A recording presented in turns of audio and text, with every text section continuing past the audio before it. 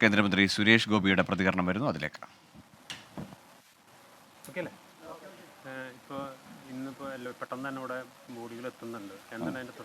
ഇന്നലെ രാത്രിയാണ് വിവരം ലഭിച്ചത്.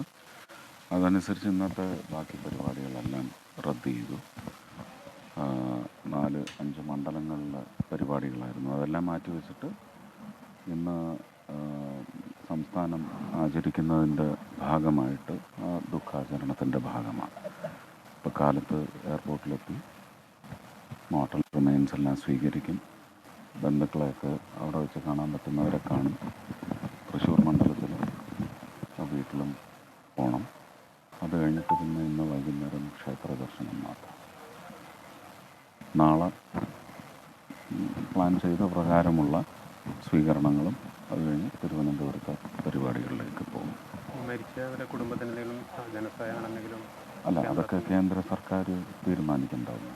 ഇപ്പോൾ കേരളത്തിലെ മാത്രമല്ലല്ലോ, മറ്റ് പ്രദേശങ്ങളിലെല്ലാം കണക്കിലെടുത്ത് തീർച്ചയായിട്ടും ഉണ്ടാകും.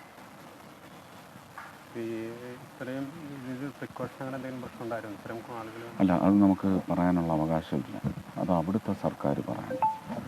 അവിടുത്തെ എക്സ്റ്റീരിയർ മിനിസ്ട്രി ഈ ഫയറിൻ്റെ റീസൺ കണ്ടെത്തി അതിനകത്ത് അപാകതകളുണ്ടെങ്കിൽ അതിന് നേരെയാക്കുന്ന നടപടികളൊന്നും നമുക്കിടപെടാൻ ഒക്കത്തില്ല. അതെല്ലാം അവിടുത്തെ സംവിധാനം. നമ്മുടെ സംവിധാനത്തിൽ അവരിടപെടില്ല എന്ന് പറയുന്നത് പോലെ തന്നെ അപ്പോൾ ആ മര്യാദ നമുക്കുണ്ടാകും.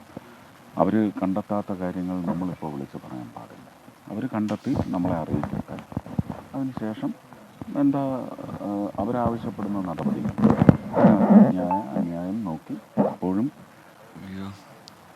ഇതിൻ്റെ ഒരു ക്ഷതം ഏൽക്കുന്നവരുടെ കൂടെ നമ്മളിപ്പോൾ നിൽക്കുക. അതാണ് വേണ്ടത്. ഞാൻ ഇന്നലെ പറഞ്ഞതുപോലെ വലിയൊരു സാമ്പത്തിക അവസ്ഥയ്ക്കൊരു വലിയ മാറ്റം കൊണ്ടുവന്ന സമൂഹമാണ് പ്രവാസ സമൂഹം. അപ്പോൾ ആ ഒരു വിചാരത്തിനായിരിക്കും മുൻതൂക്കം. അവിടെ പോകുന്നുണ്ട്.